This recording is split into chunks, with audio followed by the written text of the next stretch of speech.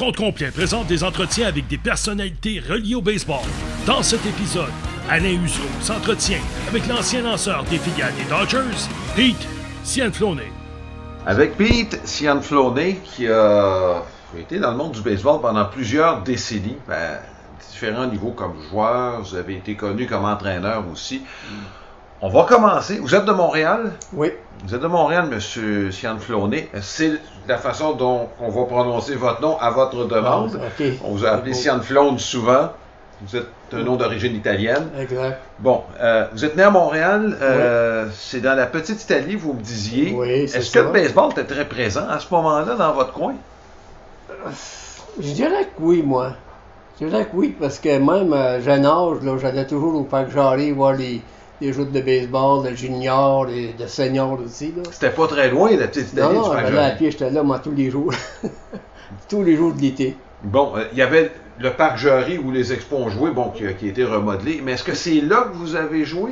Ben, plus au nord, sur le Jarry et Saint-Laurent, c'est le coin. Avant que le stade Jarry était construit, là, avant les expos, c'est ça. Ouais.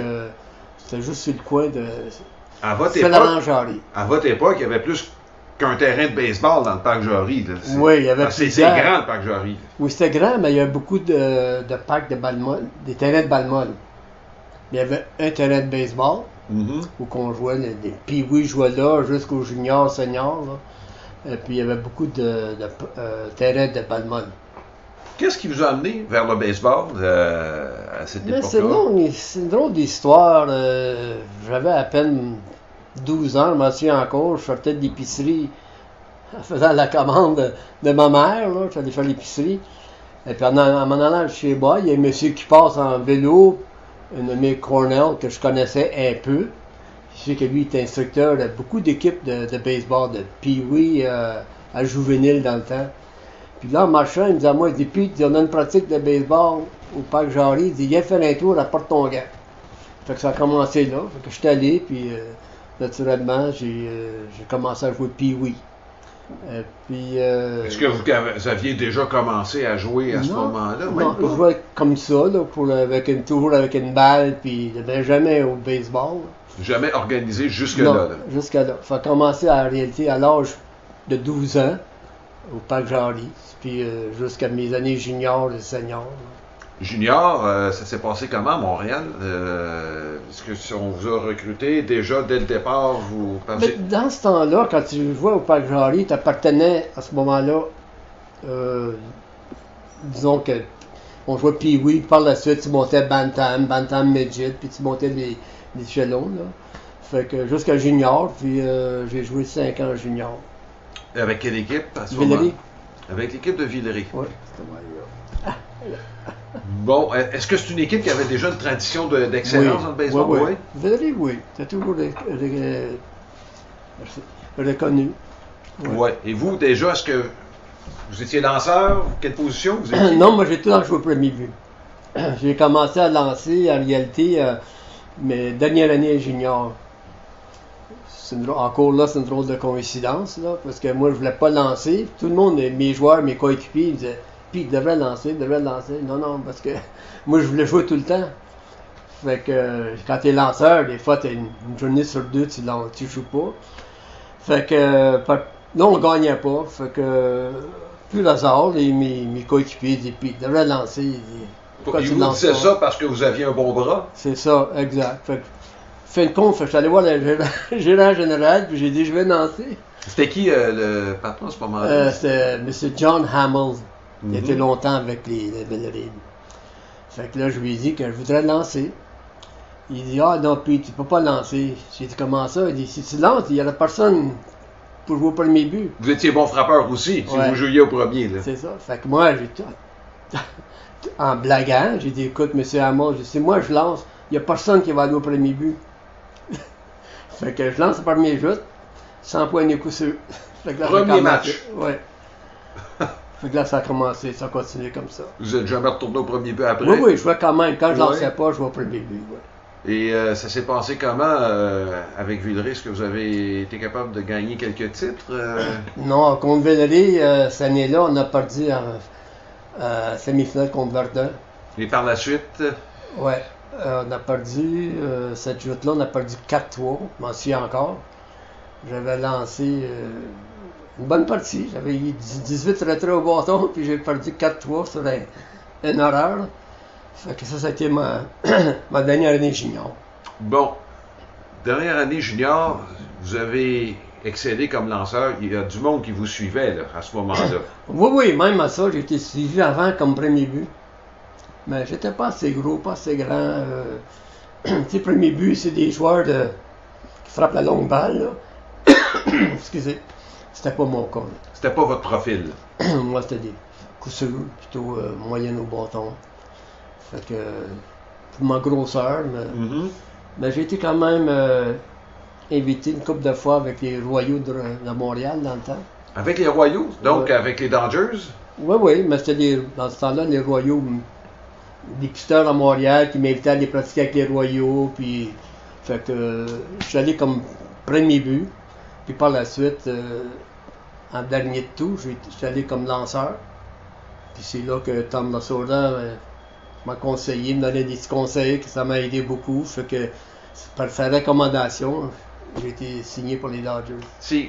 Est-ce qu'il y a quelqu'un au Québec qui vous a suggéré, c'était qui votre contact au Québec qui vous a aidé? Est-ce que c'est vraiment Tom Lasorda lui-même ou si... Oui, parce que je dirais que c'est lui. Quand je commençais à pratiquer avec les Royaux, là, moi j'allais... Il y a quelqu'un qui vous a remarqué au niveau junior, là? Oui. Au Québec? Oui, Romeo Pilon, qui était dépisteur des Dodgers dans le temps. C'est lui qui avisait les Dodgers qui avaient des prospects, là, qui vous avaient ciblé. Oui, mais par contre, c'est la recommandation de Lasorda qui m'a... Parce que moi, j'allais lancer la pratique au bâton des Royaux à chaque fois qu'il était en ville. Ah oui? J'allais tout lancer la pratique au bâton. Fait que Lasorda m'a conseillé, m'a donné des petits conseils, comment lancer la courbe, des affaires comme ça. Étiez-vous gaucher, vous aussi? Oui. Ah, c'est pour ça que l'ami Lasorda, lui aussi, était gaucher. Oui. Il a pris... il vous a eu à l'œil très tôt, autrement dit. Oui, il a été bon pour moi, oui. Il a donné des bons conseils. Est-ce qu'il y a d'autres équipes qui sont intéressées à vous? Ben, Boston.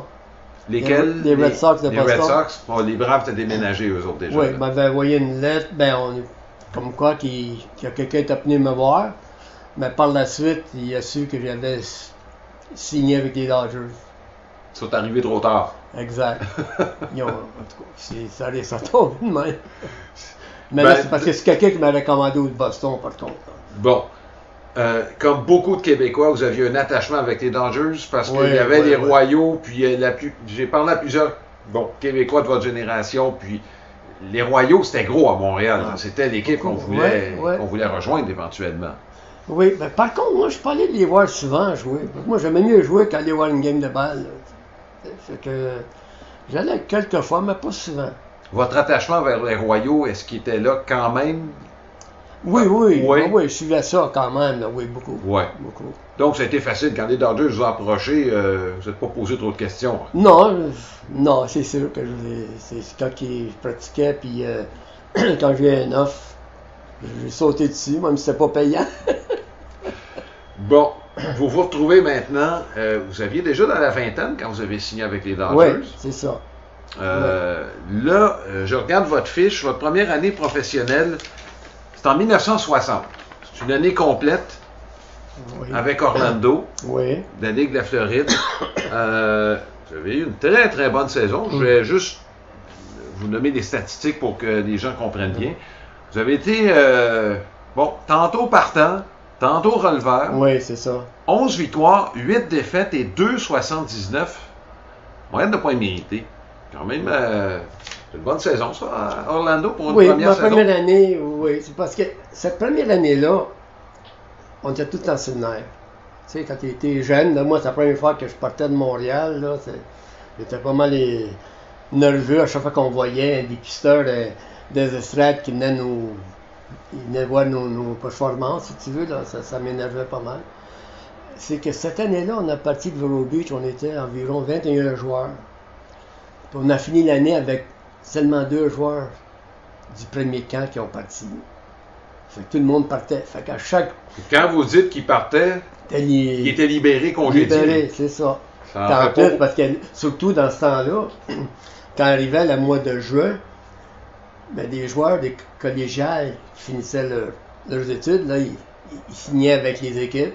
Puis là, chaque fois qu'un y arrivait, il y en a un qui partait. Fait que, je sais pas combien de joueurs qu'on a passé cette année-là. Fait que je me suis compté chanceux d'avoir fini l'année avec le club.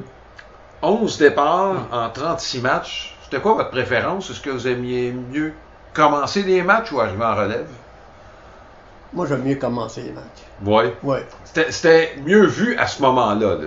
Exact. Parce qu'à ce moment-là, quand tu commençais le match, nous, la Soda nous avait mis dans la tête, il dit pitchers, il parlait comme en anglais, pitchers, il dit, quand durant l'année nationale, quand tu es sur le monticule, pensez, dites-vous une chose, que rendu en 9e manche, tu vas être encore là, sur le monticule. Parce qu'à ce moment-là, tu es en avant, ou tu tires de l'arrière, 2-1, 3-2, mais tu es encore dans le match. Fait que, on voulait pas avoir un releveur pour notre place. Ouais. C'est notre mentalité qui nous avait, comme on dit, l'enseigné. Oui. Qu'est-ce que vous lanciez? C'était quoi votre répertoire? Moi, j'avais 3 lancers. Une balle rapide, une courbe, puis un changement de vitesse. Donc, vous aviez déjà un changement de vitesse? Oui, puis, Moi, c'était mon meilleur lancer. Ah oui? Oui. Est-ce que je peux vous demander, bon, il y a différents changements de vitesse. Vous, c'était qu'est-ce que vous faisiez avec... Moi, c'était 2 doigts. Comme une balle rapide, au lieu de, comme on dit, là, lancer la balle rapide, Oui. Comme on dit, tu prends tes 2 doigts, tu laisses glisser la balle. C'est comme si tu veux descendre un star. C'est la même affaire, fait que la balle, elle flotte. C'était ça que vous utilisiez comme changement de vitesse. Ouais. Et la balle courbe, la balle glissante, vous n'avez pas embarqué là-dedans? Non. Parce que quand vous avez commencé, ça commençait à être à la mode, la balle glissante. Ouais. Donc, c'était comme qu'ils appellent overhand curveball. Oui. Le 12-6, comme ils disent en anglais, le 12 à 6. C'est ça, on n'en voit plus beaucoup. Ouais, c'est exact. On n'en voit plus beaucoup de ça. Ça, est-ce que ce sont des lancers que vous avez développés vous-même ou... Non, ça, c'est la Soda qui m'a montré cette lancée-là. La balle courbe? Oui. L'overhand curveball, qu'ils appellent. La Soda faisait quoi à ce moment-là? Est-ce qu'il lançait encore? Il lançait encore, mais il était assistant gérant avec Clay Bryan. Il était l'assistant gérant de Clay Bryan. Avec les Royaux. Les Royaux, en 1959. Oui. Donc, vous avez une très belle saison. En 61, on aurait pu vous faire une promotion. Vous êtes demeuré à Orlando. Oui, à Orlando, exactement. Vous avez réagi comment quand on vous a retourné à la même place? Parce que vous aviez eu quand même une bonne année.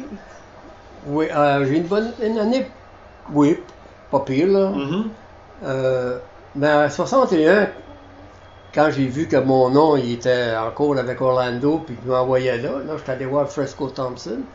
Puis je lui ai demandé, j'ai dit, tu sais pourquoi que je monte pas? Il dit, faites-en pas. Il dit, go out, il dit, sors, va-t'en, il dit, aie une bonne saison, puis inquiète-toi pas.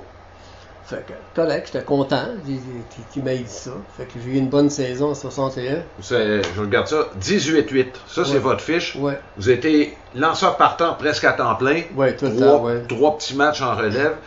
Et je tiens à souligner que sur les 26 départs, vous en avez complété 20. Ouais. Ça, on se voit plus ça aujourd'hui. Ben non, c'est ça, ça a changé. Le baseball a changé. Toi, nous autres, on était, comme je disais tantôt au début, quand on débutait une game, on voulait la finir. Fait que durant la partie, si on regardait et on voyait quelqu'un qui se réchauffait dans le bullpen, là, t'es pas content. Là, on disait, ça, le gérant, il n'a pas confiance en moi, il veut me remplacer. Fait que, on était habitué de finir ce qu'on a commencé. Fait que j'étais chanceux. Moi, j'ai complété 20 sur 26. 18 victoires, 8 défaites, ça fait 26. J'ai commencé 26, fait que mon record est là, 18. Oui. Fait que... Il y a 5 blanchissages dans vos 20 matchs complets. Là. Oui, 20 blanchissages. Et bon, toutes les statistiques sont impressionnantes. Pas beaucoup de buts sur balle, un bon nombre de retraits sur des prises. Moyenne de points mérités, 2-12. Oui. Avec une équipe qui était pas très bonne. Oui. Non, c'était un record perdant. Ça fait que vous avez quoi, gagné un paquet de matchs 1-0, 2-1, puis... Ouais, c'est ça. J'étais assez chanceux, là. Qui avait sur votre équipe, les Dodgers avaient la réputation d'avoir un excellent réseau de filiales. Encore aujourd'hui, ça se perpétue. Il y avait des joueurs là, qui ont joué avec vous, là, qui... Oui, il y a Jack Bellingham qui joue avec moi, la même équipe. Qui a appartenu pas longtemps aux Expos, mais qui a... Oui, pas longtemps, il a été changé par la suite. Il n'y a pas grand gars qui ont fait les majeurs. Il y a Gene Brabender. Oui. Qui a... Mais pas avec les Dodgers. Non, c'est ça. C'est ça, il a été changé, lui. J'ai vu ça, qui était décédé récemment. Ouais. Les autres, je n'étais pas trop content. Mais par contre, l'année suivante, avec quand j'étais allé à Reno, Nevada. Oui. Bon. J'avais Bill Singer. Ah, ben oui, qui avait une belle carrière. Puis Jim Lefevre, qui était mes coéquipiers. Oui, Bill Singer qui a gagné 20 matchs, qui était le premier partant de l'histoire des Blue Jays de Toronto. Je sais pas si c'est Toronto. Il était le premier. Ouais. Il était le premier avec. Il n'a pas été très très longtemps sa carrière tirée à la fin, à sa fin bon, à ce moment-là. À Reno, il était bon.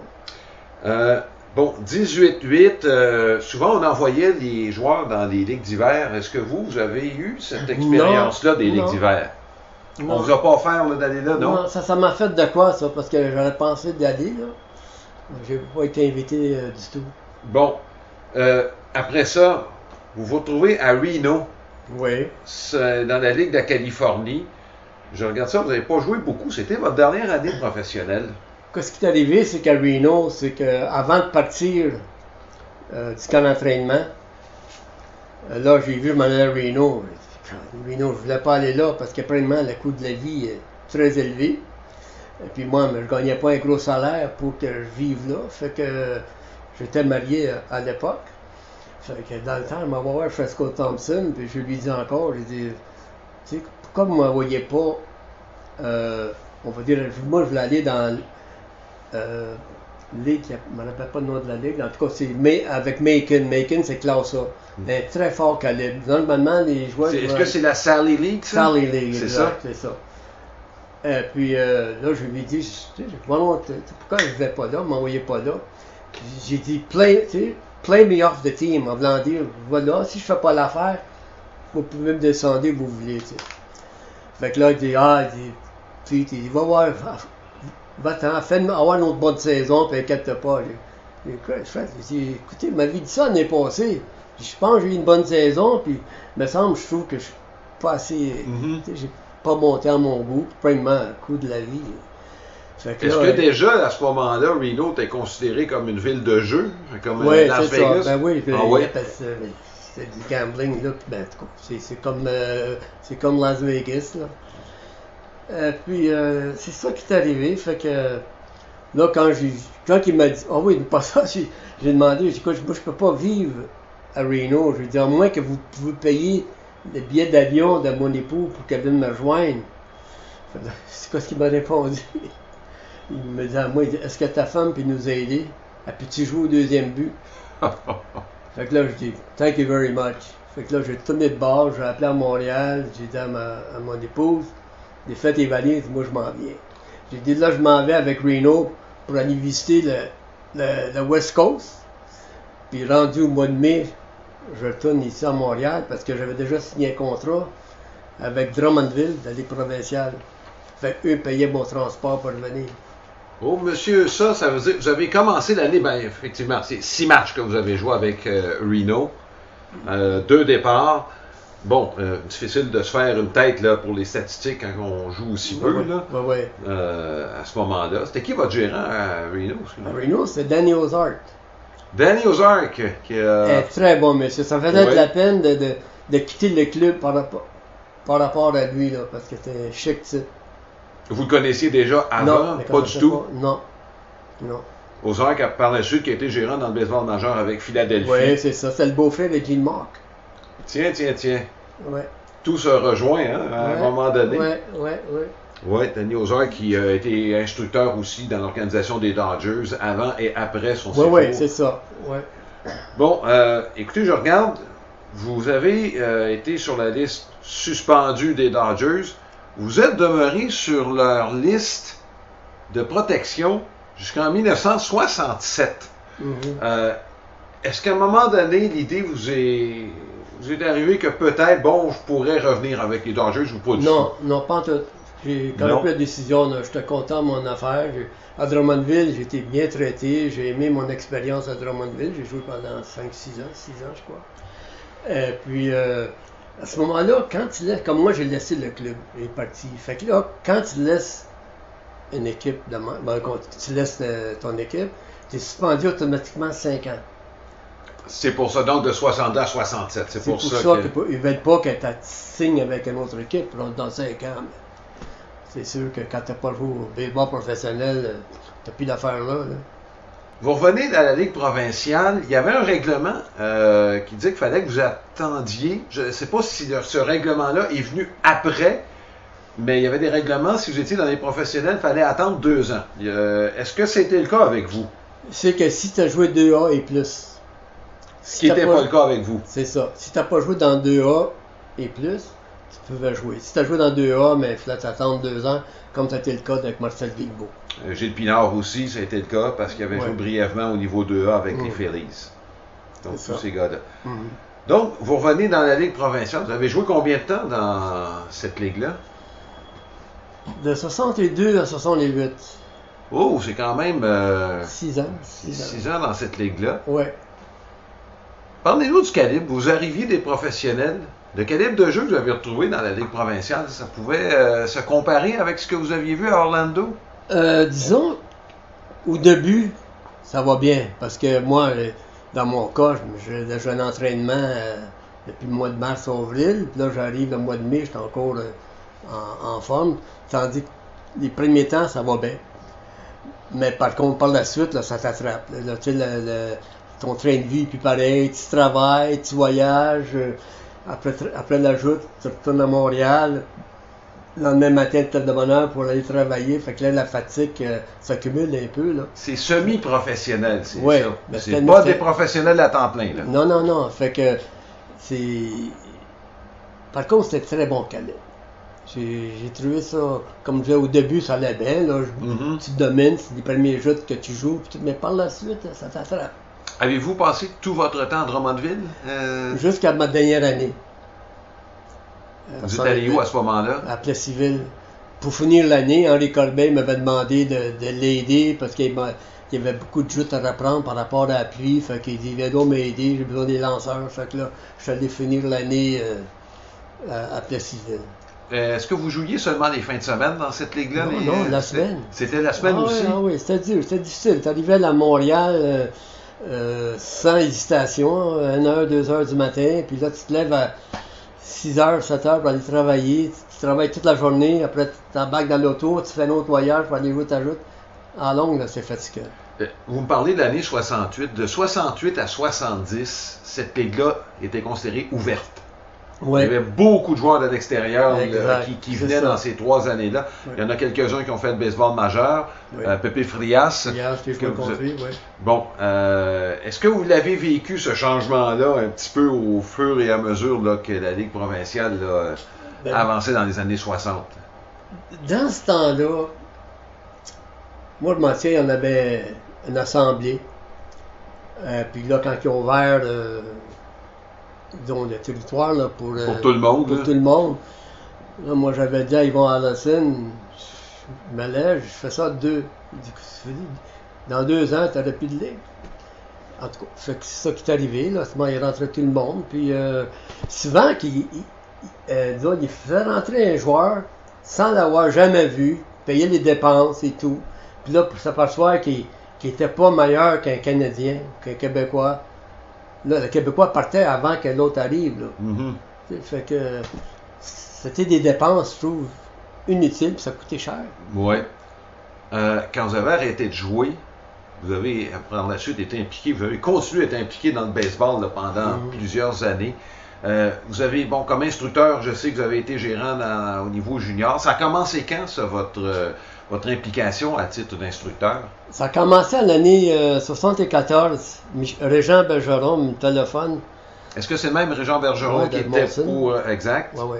C'est un de mes amis. Fait qu'il me téléphone pour me dire qu'il y a besoin d'un instructeur à Sherbrooke. Fait que... en tout cas, je suis allé pour finir l'année. Puis je suis allé l'année suivante, au complet. Mais à ce moment-là, je trouvais ça un peu loin, aller-retour, parce que moi, je voyageais aller-retour. Puis par la suite, je suis allé avec les Aigles de Laval pour un an en 76. Puis avant d'aller à Saint-Léonard en 77 jusqu'à la fin. Parce que j'avais dit à Laval, écoute, je dis, moi je viens ici, mais si jamais Saint-Léonard, il y a une équipe dans la ligue, je dis, moi je m'en vais là. Parce que je demeurais là, puis c'était mes connaissances et tout. Oui. Entre 68 et 74, vous n'avez pas été impliqué d'aucune façon dans le monde du baseball, là? Non, ben oui, parce que j'étais avec les Expos, j'étais comme dépisteur en 72 avec Claude Saint-Vincent. Oui. Puis André Pratt, dans ce temps-là. Vous étiez donc impliqué directement avec les Expos? Oui, oui. Puis même, je lançais de la pratique. À chaque fois que les Dodgers venaient en ville, à ce temps-là, moi, j'allais pratiquer avec eux quand même. J'allais lancer la pratique au bâton pour les Dodgers. Puis je lançais même de la pratique au bâton pour les Expos aussi, là, à l'occasion. Ça ouvre la porte à quelque chose sur laquelle je veux m'attarder un petit peu, votre amitié avec Tommy Lasorda. Vous avez été... C'était pas une amitié, là... vous étiez vraiment proches, les deux, là. Oui, Tommy, à chaque fois qu'il me voyait, c'est sûr que, ben moi, même il venait souper chez moi. Ben, c'est chez ça. Mes parents, là. Puis à chaque fois qu'il venait en ville, ma mère préparait des spaghettis, puis la sauce, puis tout. Moi, j'allais porter ça dans la chambre des joueurs à la soda, avant la joute. Puis il était bien content de ça, puis c'est comme une tradition, là. C'était la connexion italienne là, qui... Oui. Puis je sais que quelques années, j'allais pas au baseball quand les Expos étaient en ville. Puis ma fille, elle travaillait pour les Expos. Dans ce temps-là, elle travaillait au stade olympique comme hôtesse. Puis tout. Puis que moi, j'avais dit à ma fille, va saluer Tom de ma part. Là. Fait que elle est allée. Puis là, il disait, hey, je ne le vois plus. Comment ça qu'il vient plus me voir? Il dit, je vais le voir. Puis qu'il vient me voir. Puis en tout cas, ça fait que ça a tout le temps resté... un métier. C'est de Valeur qui était loin, comme à Los Angeles. Ça avait été plus près, là, je ne vais pas aller voir. Est-ce qu'il vous a parlé de la fois où il est venu à un cheveu d'être gérant des Expos? Non. Non, il s'est jamais ouvert là-dessus. Je suivais ça dans le journal. Là, il s'est jamais ouvert là-dessus, là? Non. Non, parce que lui, il venait avec des Dodgers. Il savait que sa place était avec les Dodgers. Oui. Mais à un moment donné, il commençait à en avoir assez d'attendre. C'est là où ça a passé proche. Alston était là 24 ans, je pense. Il était... 24 ans d'Alston, je pense. 23-24 ans, avec des contrats d'1 an à chaque fois. Là. Exact, c'est ça. C'était un chic type, ça, Walter Alston. Vous l'avez connu lui aussi. Oui, j'ai pratiquement sien. Tu sais, des choses, c'est des flashs, là. J'ai une question directe.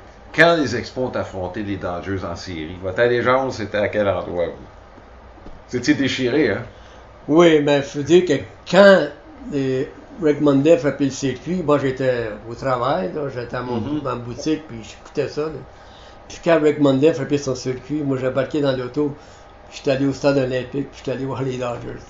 J'étais allé voir le soda, dans la chambre des joueurs. Ah oui. C'était quelque chose, là. Je ne m'en souviens pas comment je suis revenu. Oui.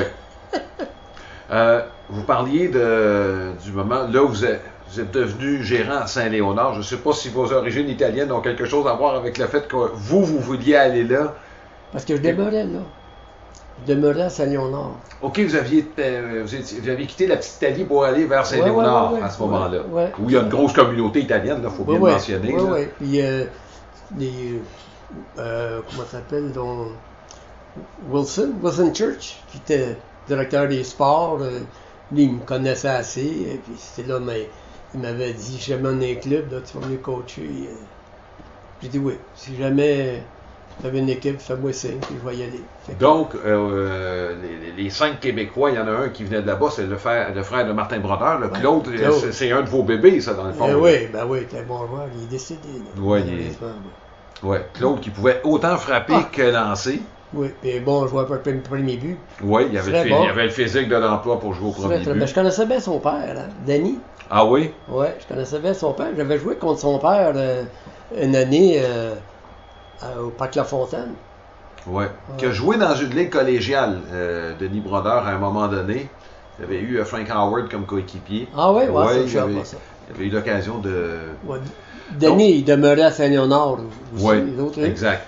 Puis lui, il était photographe. C'est sûr qu'à chaque fois quand j'avais ouvert ma boutique, mais j'avais des invités, fait que Denis je l'appelais, puis il venait prendre des photos. Vous êtes demeuré gérant à Saint-Léonard pendant combien de temps? 5 ans. 5 ans? Oui. Il faut absolument que je vous parle d'un match, en particulier en série, au début des années 80. Oui, c'est que, vas-y. Oui.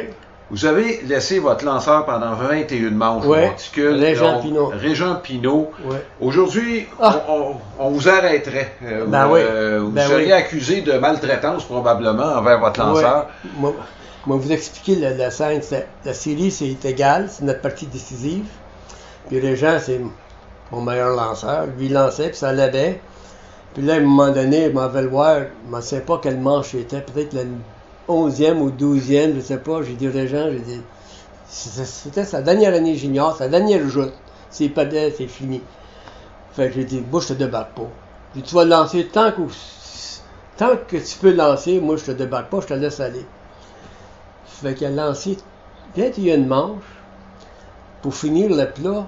En dernière manche, quand on était sur la route, en dernière manche, on compte un point. Ça fait, on prend l'avance 2-1. Puis les gens viennent à la fin de la 21e manche pour affronter le 3e, 4e et 5e frappeur de Saint-Henri dans le temps. Il a lancé 10 lancés, 3 retraits au bâton. Il y a eu 21 retraits au bâton dans la 21e manche. Je n'ai jamais vu un exploit d'un lanceur comme ça.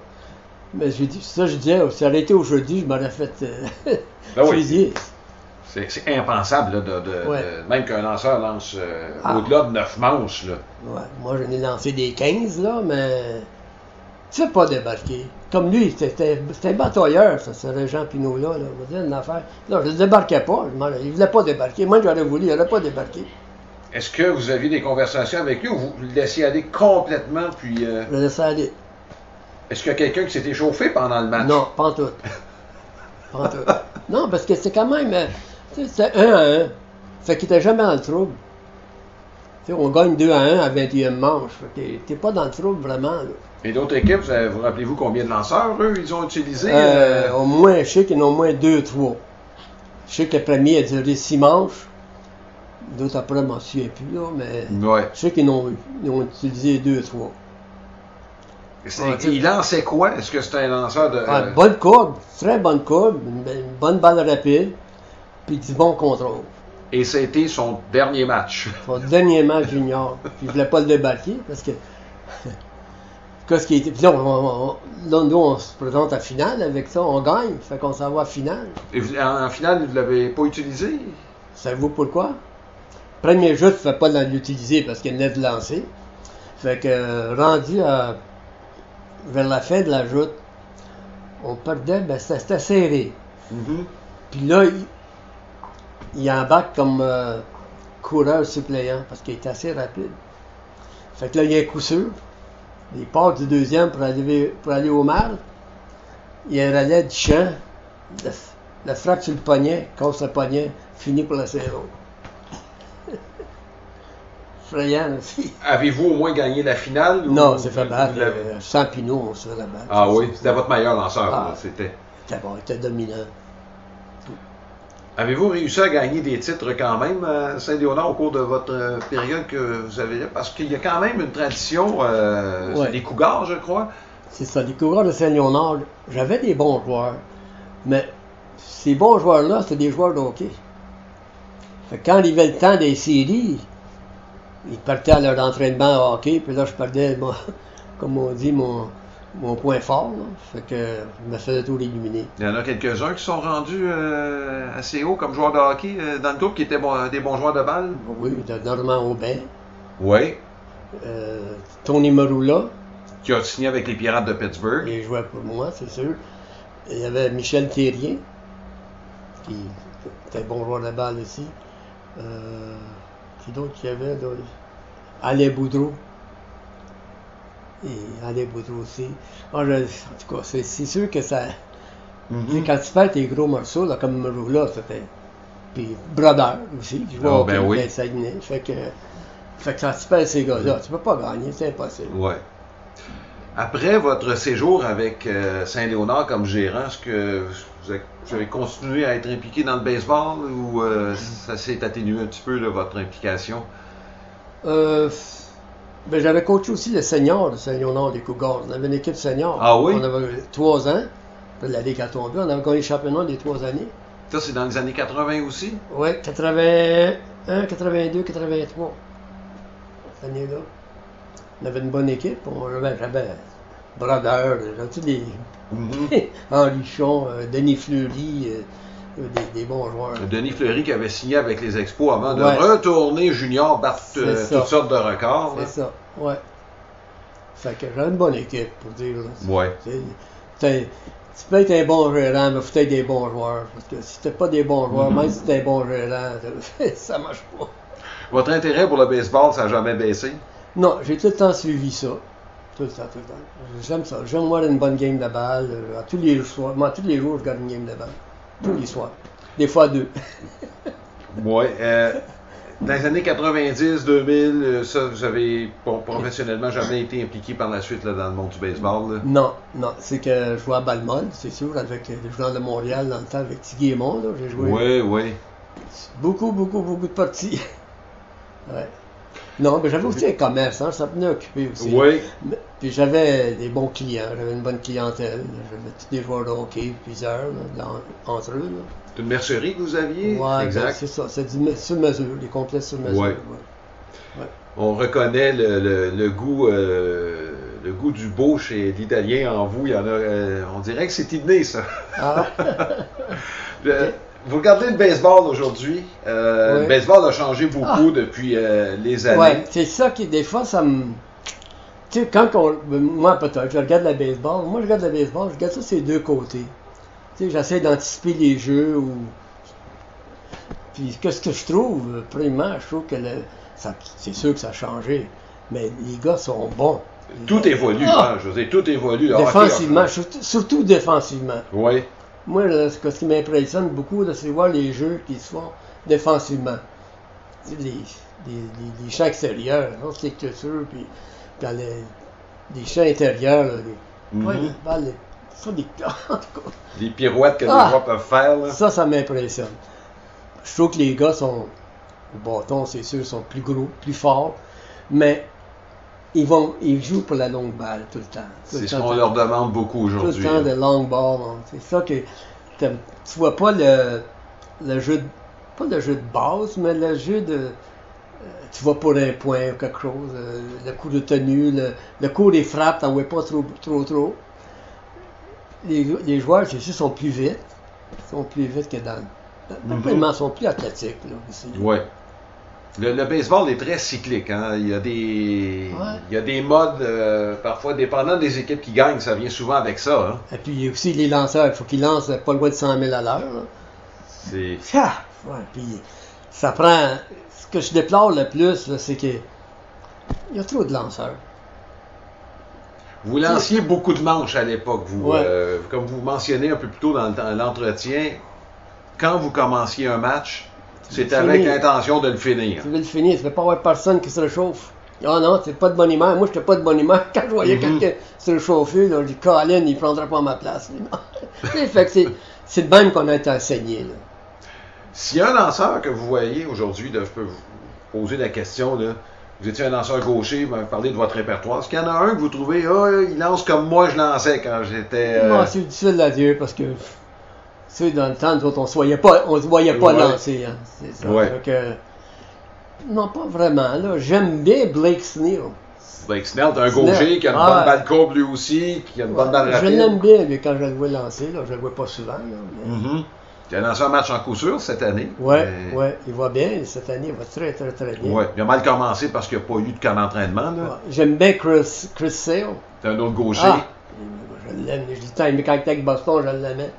C'est quoi qui le rend si coriace? Ben, des fois, c'est l'émotion. Il est grand, lanky, là, tu sais, puis il lance ça, là. Puis ça vient vite en plus. Sacrifice. Tu sais, ça passe vite, là. 90 et plus, là. Je trouve ça, c'est vite. Ouais. Mais encore là, comme je disais tantôt, là, tu sais, ils cherchent des lanceurs, là. De puissance. Tu sais, des puissances. Qui lancent, ils vont se garocher pendant une manche en relève, après c'est un autre. Tu sais, c'est pas... C'est ça qui est plate, parce qu'exemple, quand t'es un lanceur, étoile. Je dis, bon, on va avoir une game, là, c'est un tel qui lance. Mais là, tu veux le voir lancer. Tu ne veux pas le voir partir à la 4e, 5e manche. C'est ça que je trouve, là, que j'aime moins, là, mais que c'est comme ça aujourd'hui. N'empêche que le spectacle demeure bon, là.